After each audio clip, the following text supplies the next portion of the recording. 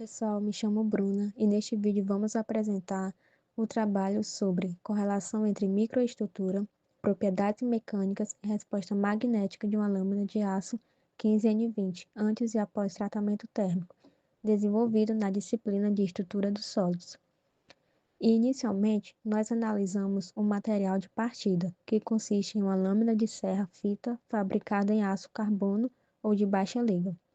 No seu estado inicial, esse material apresenta uma microestrutura composta predominantemente por ferrita, com estrutura cúbica de corpo centrado, e perlita, formada pela combinação de ferrita e cementita. E essas características conferem ao material baixa dureza, alta ductilidade e um comportamento magnético ferrítico, servindo como referência para a comparação das alterações microestruturais e das propriedades após a aplicação do tratamento térmico. Primeiro, pegamos a lâmina de serra que será descartada. Como ela já estava no formato de lâmina, então não precisaria ser forjada, apenas a da forma de uma faca. Mas primeiro, precisamos saber que tipo de aço era, se é bom para temperar, se realmente há necessidade da têmpera. Então, levamos para a máquina de composição química do LPTS, a fim de determinar com qual aço estamos lidando. Como resultado, os elementos que mais se destacaram foi o carbono, com 0,775, e o níquel, com 1,844. Ou seja, a lâmina de serra é um aço eutetoide, com 0,77% de carbono, que continha níquel 1,8% como elemento de liga. Aços com alto teor de carbono são utilizados em faca para garantir boa temperabilidade e alta dureza após a têmpera, o que é interessante para a faca, pois é necessário que ela consiga manter o fio afiado. Mas em relação ao níquel, nós tivemos que procurar na literatura o que ele garantia na nossa faca e que tipo de aço estamos lidando, pois não se encaixava na norma do aço 1080, que era o que achávamos desde o início. Com isso, consultamos o livro Composição Química dos Aços. Vimos que o níquel abaixa a temperatura do eutetóide, permitindo temperaturas de aquecimento na região austenítica mais baixas, reduzindo-se a tendência à formação de escamas, empenamentos e trinca no aço temperado. Ou seja, o níquel, como elemento de liga, melhora a temperabilidade do nosso aço e deixa ele sem tantos problemas após a têmpera. Além disso, o níquel aumenta a tenacidade mesmo a baixas temperaturas nos aços em geral. Agora, tendo em mãos a composição química, precisamos agora saber com qual aço estamos lidando. Sabemos que ele tem boa temperabilidade e que contém níquel em sua composição. Pesquisamos bastante em normas e na internet. Nos deparamos com o aço para cutelaria 15N20, o qual a composição química bate com o aço que tínhamos em mãos. Tendo o aço perfeito em mãos, começamos a dar forma à faca. Como acreditamos que o aço foi laminado, ressoldado, acreditamos que ele tenha, então, outra composição nos dentes da serra. Então, eliminamos os dentes da faca para dar início ao procedimento. Com a faca já no formato, precisamos determinar se a faca precisa ou não do tratamento térmico. Se ela tiver uma dureza esperada, em torno de 60 HRC, não precisaremos tratar. Então, levamos ela para o durômetro do LPTS. O resultado do ensaio de dureza deu 46 HRC, o que é bem alto, mas não é a dureza que se espera de uma faca, então há necessidade de fazer uma têmpera. Para isso, precisamos saber qual a temperatura austenizar o aço para dar a têmpera. Em sites de cutelaria, verifiquei a melhor temperatura da têmpera e decidimos sugerir a recomendação dos sites Aço 15N20, no qual dizia que a sua têmpera deve ser aquecida entre 800 e 850 graus Celsius e geralmente ela é feita em óleo. Fizemos também um revenimento a 200 graus Celsius por 1 hora, a fim de aliviar as tensões no aço sem comprometer a têmpera. Com a têmpera e o revenimento feito, fizemos novamente um ensaio de dureza para ver se o nosso tratamento térmico foi eficaz. Como esperado, a dureza medida foi 60 HRC, a dureza que esperávamos após o tratamento térmico. Dando continuidade, vou falar um pouco agora sobre o tratamento térmico e a transformação de fases. Como se dá, o que muda no nosso material através disso, o que a gente tem de alterações. Bom, Primeiramente, o tratamento térmico consiste em aquecer o nosso material até sua temperatura crítica, que é onde a gente tem a transformação de fase, e intrinsecamente ligado à transformação de fase está também a alteração da estrutura cristalina dessa fase, que antes a gente tinha ali uma microestrutura com ferrita e perlita, e tem a estrutura cristalina cúbica de corpo centrado, para uma outra fase, que é a austenita. Tem uma estrutura cristalina de face centrada, cúbica de face centrada. O que muda com isso? Bom, basicamente a gente tem a entrada dos átomos de carbono nos interstícios por meio de difusão, e a gente tem também alteração nas propriedades físicas do nosso material, né, através disso. Como característica, a austenita tem aí uma alta solubilidade, por conta do fator de empacotamento maior, enfim, essas coisas assim. Quando a gente resfria esse material bruscamente, a gente já dá esse choque térmico nele, a gente classifica esse tipo de tratamento térmico como tratamento térmico feito por têmpera, que é basicamente esse resfriamento rápido. E a gente tem a formação de martensita. Se trata de outra fase. Essa tem a estrutura cristalina tetragonal de corpo centrado. É uma estrutura cristalina com bastantes defeitos internos e discordâncias. Tem como característica sua alta dureza e sua fragilidade, né? A gente resfria rápido demais e não dá tempo do carbono sair. Ou seja, é como se ele ficasse preso na rede, gerando essas tensões. E isso acaba gerando essas distorções, essas discordâncias na rede, que acaba alterando as propriedades físicas, mecânicas do material. A gente tem isso como características do tratamento e da transformação de fase. Agora, falando um pouco da relação entre a estrutura cristalina e as propriedades. Bom, basicamente aqui a gente tem muito autoexplicativo, que a martensita é a estrutura cristalina distorcida pela presença de carbono intersticial, gerando altas tensões internas, elevada dureza e resistência, porém baixa ductilidade. Já a ferrita tem uma menor densidade de planos compactos, facilita o movimento das discordâncias e resultando em menor resistência mecânica.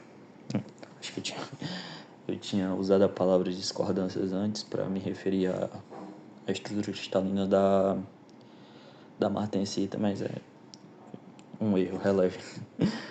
Já a austenita é uma estrutura mais simétrica, que tem maior facilidade de deslizamento de discordâncias e caráter não ferromagnético. Ou seja, nessa fase a gente não consegue atrair o nosso material com um ímã, por exemplo.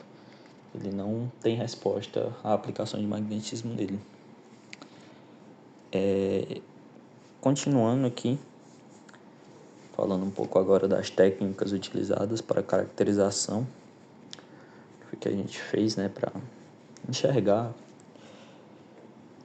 do que se tratava o nosso material, o que tínhamos lá antes e depois dos tratamentos. Bom, o primeiro utilizado, mais comum de todos, para visualização, foi a microscopia óptica, no qual consiste a gente levar uma amostra, uma pequena amostra no nosso material para o microscópio, para realmente ver o que há na nossa microestrutura. Porém, por falta de disponibilidade, enfim, questões burocráticas, acabamos não conseguindo registrar essas fotografias da microestrutura do nosso material pós-tratamento térmico. Porém, a literatura já tem isso bem consolidado, né? Do que temos durante uma transformação de fases, o que temos após um tratamento térmico na nossa microestrutura. E conhecendo o nosso material é algo que pode ficar subentendido. A nossa análise da microestrutura antes e após a têmpera, como eu tinha explicado para vocês, a transformação da ferrita e da perlita em martensita foi causada pelo tratamento térmico por têmpera, o resfriamento rápido, e as diferenças morfológicas associadas às mudanças estruturais. O que é que eu tenho de alteração na morfologia da minha fase, por exemplo, presente na minha microestrutura? Partindo agora para os ensaios de durezas e os ensaios não destrutivos magnéticos. Bom, a gente tem que o ensaio de dureza analisa o efeito da transformação de fase, né?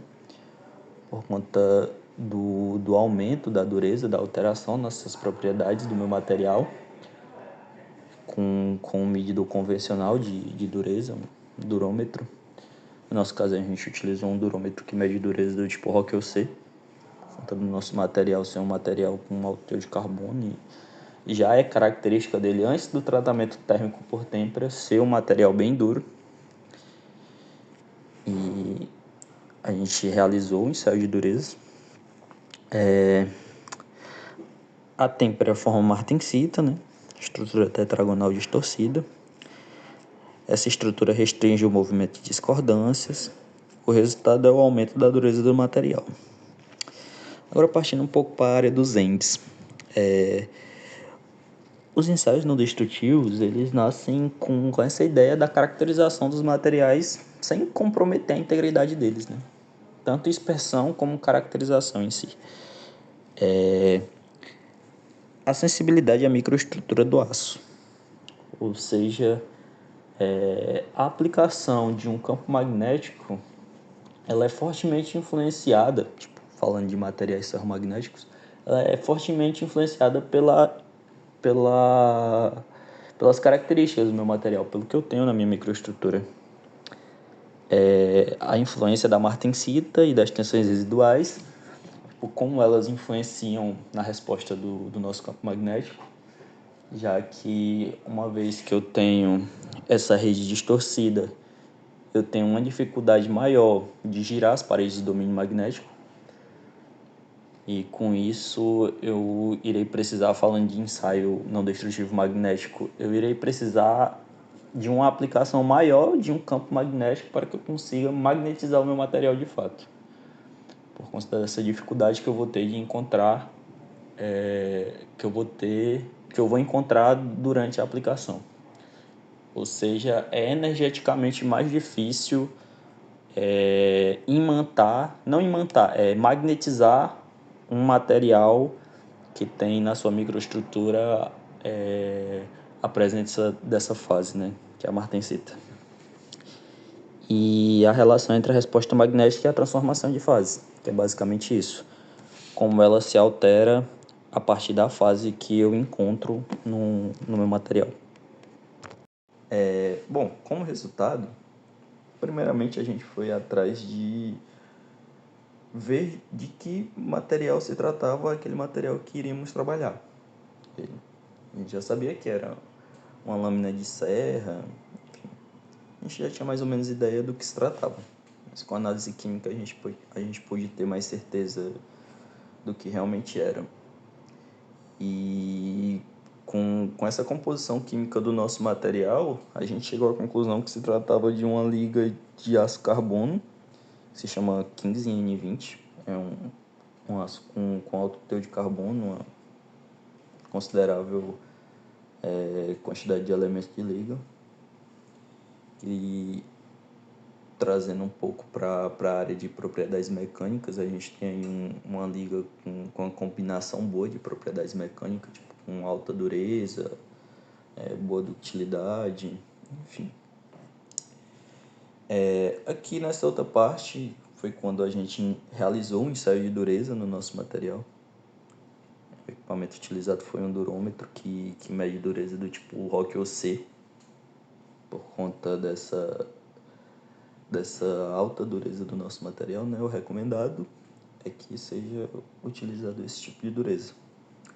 E quando realizado no nosso material antes e depois da têmpera, antes a gente obteve uma dureza de 46,53 RoC e após o tratamento térmico a gente obteve uma dureza relativamente maior, de 59,80 RoC, o que diz para a gente que o nosso tratamento térmico realmente foi efetivo com o aumento da dureza do meu material, já que uma vez que o tratamento térmico por têmpera já é consolidado por realmente aumentar a dureza, né?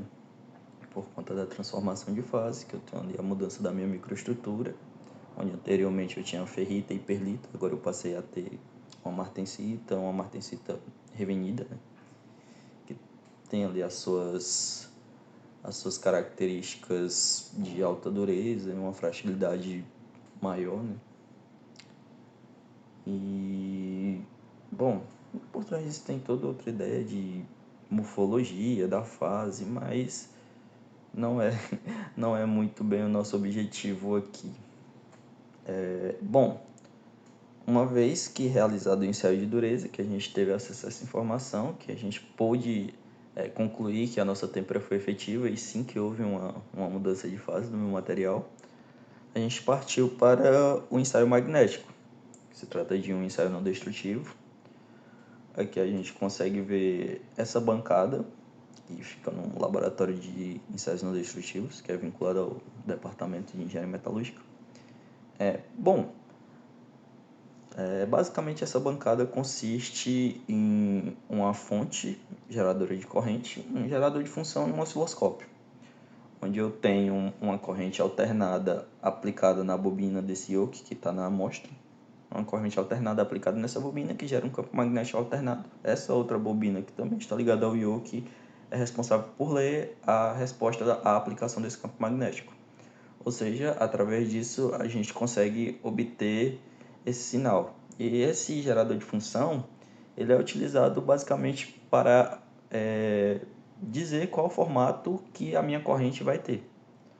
Nesse caso, a gente escolhe uma senoide, que é uma função fácil, teoricamente fácil de se trabalhar, para que facilite as nossas análises. Bom, através desse sinal obtido durante o ensaio magnético, a gente consegue fazer a construção de algumas curvas e fazer algumas análises. Nesse caso, eu optei pela construção da curva de Hystéresis, que vai me dizer basicamente a capacidade do meu material de reter magnetização após a aplicação do campo magnético. E daqui dessa curva a gente consegue extrair alguns parâmetros, como o campo coercitivo do meu material, que basicamente é a quantidade de campo que eu preciso aplicar para vencer a densidade de fluxo remanescente no meu material após a desaplicação desse campo. Como se trata de uma corrente alternada senoide, em algum momento ela vai cruzar o zero, e mesmo nesse momento que o meu campo ele cruza o zero, eu continuo com a densidade de fluxo remanescente, ou seja, o meu material, uma característica do aço é realmente essa, reter essa magnetização. E isso faz com que a gente possa analisar o quão fácil ou difícil o nosso material é de magnetizar. E isso está intrinsecamente ligado à microestrutura do meu material e logo às fases na qual essa microestrutura compõe. Nas fases que compõem essa microestrutura, no caso. E, bom, como característica, a martensita tem a sua alta discordância na sua rede cristalina, né? Uma grande quantidade de defeitos internos, o que, por sua vez, falando de magnetismo e materiais, dificulta a movimentação das paredes de domínio magnético, o que torna um material mais difícil de magnetizar, ou seja, eu precisaria aplicar mais campo em materiais que tem na sua microestrutura fases que tenha essa rede cristalina com esses defeitos, com essas discordâncias, enfim. Que é o caso da martensita, né? Que é a fase gerada após o tratamento térmico por têmpera. E aqui, nessa curva, a gente consegue ver basicamente isso. Tipo, A gente tem essa curva em azul com um shape mais slim, mas com a área menor, pois se trata da nossa curva antes do tratamento térmico, a nossa resposta do nosso material à aplicação do campo magnético antes do tratamento térmico. Já essa curva em vermelho, a gente consegue perceber que ela já está mais espessa, é uma curva com a área maior, que no caso é a nossa curva pós o tratamento térmico, que é onde eu tenho a presença de martensita. Logo, eu já tenho essa dificuldade maior de girar essas paredes de domínio magnético, ou seja, eu irei precisar de mais campo para magnetizar o meu material. Bom, aqui nessa outra parte, continuando ainda com ensaios magnéticos, eu extraí esses parâmetros através do loop de estresse, que é basicamente o campo coercitivo, como eu tinha explicado anteriormente, que é esse campo que eu preciso aplicar para vencer essa magnetização residual, que nesse caso aqui, no nosso material sem o tratamento, girou em volta de 5.600 amperes por metro. E aqui a gente tem a nossa densidade de fluxo remanescente, que é em Tesla, que girou entre 1.220 a 1.140, uma variação bem pouca. Já aqui a gente consegue ver, nesse outro slide, que o nosso material pós-tratamento térmico, ele teve um aumento significativo no campo coercitivo, que é exatamente esse campo que eu vou precisar aplicar para vencer essa magnetização residual, que girou por volta de 5.800, mais ou menos nessa casa aí, em ampere por metro. E o nosso material pós-tratamento térmico, ele também tem uma capacidade maior de reter magnetização, por conta dessa mudança de fase, né? E aqui a gente pode ver uma mudança muito significativa, que aumentou coisa de 0,300 Tesla, mais ou menos. Lá a gente tinha algo em torno de 1.200, e aqui a gente já tem algo em torno de 1.500, mais ou menos. E bom, é basicamente isso, pessoal. Muito obrigado pela atenção. Qualquer dúvida que vocês tiverem com relação a ensaios magnéticos, eu sei que não ficou bem claro, foi uma explicação assim muito bem, bem por cima mesmo, talvez coisas que fiquem com muitas dúvidas. Mas caso vocês tenham alguma dúvida com relação a esse tipo de ensaio, querem saber como funciona, é só procurar o laboratório de ensaios não destrutivos. E é isso, muito obrigado pela atenção. Agora eu passo a voz para o Gabriel, que vai falar sobre a conclusão, né, do nosso trabalho. Analisando os dados antes e após o tratamento térmico, concluímos do nosso estudo que a têmpera garante a mudança das propriedades do material. E fazemos isso com esse propósito, afinal. Queríamos um aumento de dureza e conseguimos. Ganhamos com isso também uma mudança nas propriedades magnéticas do nosso material, que foi estudado inclusive. Mas, para além dos resultados do nosso estudo, fica evidente a importância do entendimento do porquê esses fenômenos acontecem para a nossa engenharia e de como ela está presente no nosso cotidiano, como essa faca que fizemos. E aqui finalizamos a nossa apresentação. Espero que tenham gostado.